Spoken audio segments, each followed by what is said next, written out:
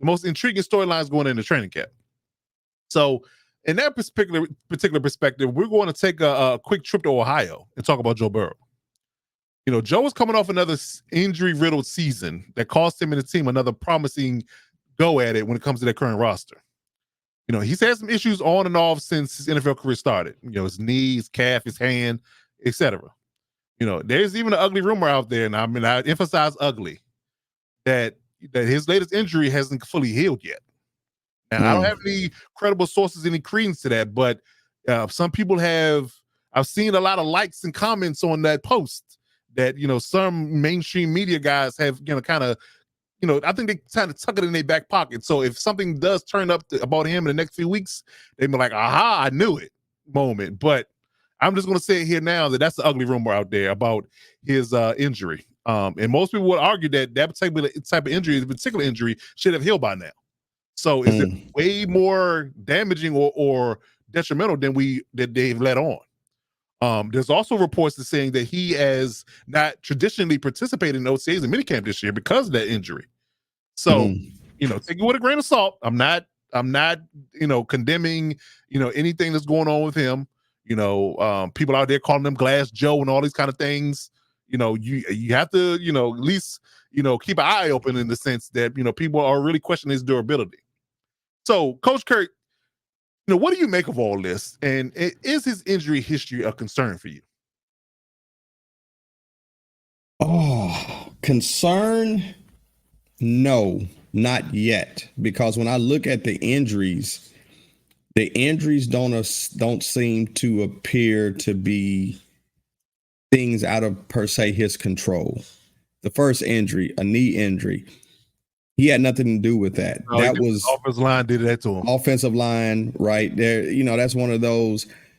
If you're a receiver and you're standing there blocking Tank Dell, right? You're sitting there with your back turned and somebody rolls up on your ankle. How can we say you got an injury history if that happened and then next year you're going up for a pass or something and somebody undercuts you and you fall on your shoulder or something? That's nothing within the control. I wouldn't say injury history would be a concern. I wouldn't get there unless I saw something, a non-contact injury, right?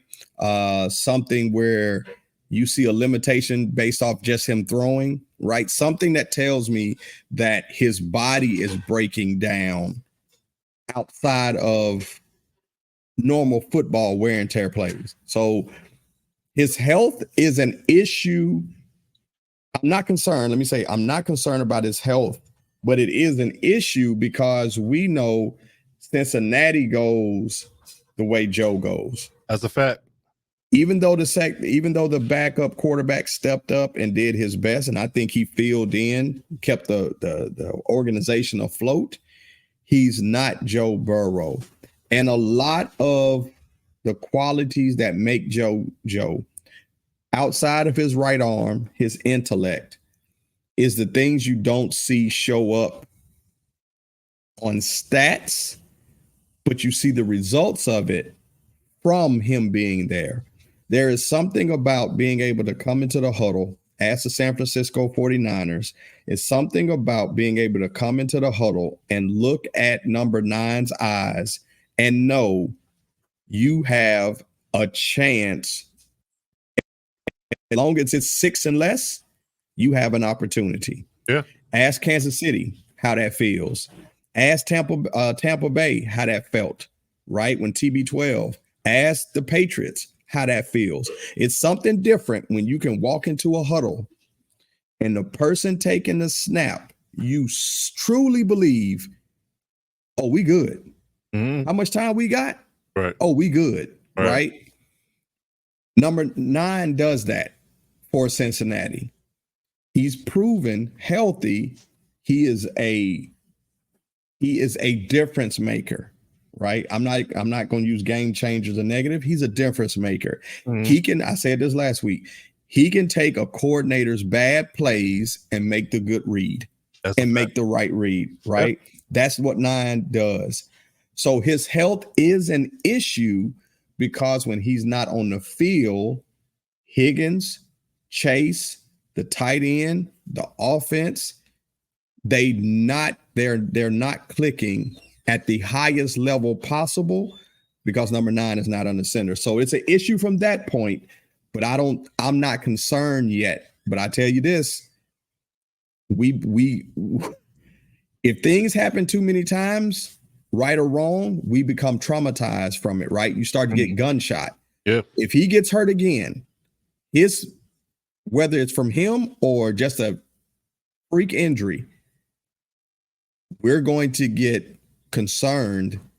Is this going to become a every season thing? That's when it will turn into an issue for me. But right now, it's just an issue because he's not on the field. Okay. I think we kind of share the same sentiment, and you'll pick up what I'm putting down when I'm finished here. For me, it's absolute concern. To your point, his presence on the field is cutting edge. Yeah. The problem is lately, when the Bengals really needed him to be special and carry the team, he hasn't been there. Right. Some of it, again, to your point, freak accident with the knee. I agree that, but some of it is his body betraying him. I do believe that. I do not wish this, on him at all. I mean, make that clear. As far as him being injured again, but the front office is going to have to seriously consider his longevity if he goes down again. But like you said, if that wrist isn't healed, and that's detrimental. That's a real thing. That's a real thing. And like I said, I was just going to say, if he doesn't bounce back from his last injury as well as we think he should at the start of the season, early fall, then that what is the age-old adage? The best ability is availability. Yeah. So if he does not bounce back and he's not firing all cylinders come training camp, then it's gonna be looking real funny in the light about this injury. I'm telling you. So we definitely want to keep that in mind when it comes down to his, quote unquote, overall health. And if he does not, because again, this happened last year with the calf. He started off with the calf and then with the hand injury. So the calf was an issue. Kept him out all training camp. He was slow to get going. We were trying to, air quotes, monitor him and kind of low management him into health to the point where, he could be, right long term. And in the moment he started to hit his stride, boom, his hand injury happens and the whole season gets derailed because he's not there. So you have to look at that from that perspective. I'm just saying, I don't wish it on him at all, but he needs, to me, and I say this, very clearly, he needs a full, healthy, productive season for this narrative to go away. So he's got his money. He's being paid. He gotten his second contract already in the deal. Money's been paid. But if nothing else, if he does have any type of knick-knack injuries, even just little minor things going on here that might miss him, he might miss 1 or 2 games here or there, they might really want to deeply consider at least having a really good quality backup that can fill in and do things to a high level if he does miss 1 or 2 games here and there. Because again, you need a safety net. Because to your point, he's very special and he's game changing when he's on the field. You got to be on the field to affect the game. Yeah. And you make a great point that you brought it to the highlight, and I did forget that wrist. That's his throwing hand. It is, and that type of injury, it's going to be watched. I'll say that it's going to be watched because, again, we saw the last image I remember seeing of him was him trying to throw and grimacing because he couldn't even hold a football. So if he's not healed, right? Yeah, if he's not healed from that, full strength in that arm to grip that football, our problem is only going to get worse by it comes to the regular season. Because again, if you're not fully healthy at the start of the season, you're never going to be healthy. No. And that's how he makes his money. This is not a compensate with that injury. What? I said you can't compensate with that injury, right? This is not a shoulder this is how you make your money. And if you can't grip that football and throw it, last time I checked, he ain't talented enough to move to tight end. No, not at all. You'll get hurt further by playing tight end. That's for sure. Yeah, that's for sure. It's almost 100% guaranteed that he'll take an injury at tight end early and often. And I didn't hear he's a kicker either. So he ain't got no other position on the field. Not at all. So we're going to hope for Joe Burrow's health. We're going to hope and pray for his health. Thoughts and prayers to Joe Burrow's health for sure. That is the most positive, concerning statement I've heard. Thoughts and prayers, I don't believe it. Thoughts and prayers, though. Thoughts and prayers.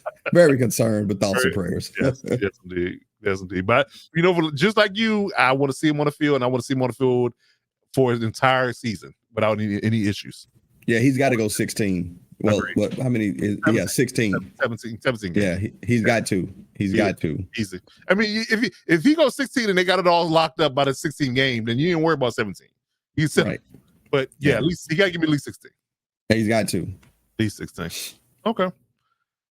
All right.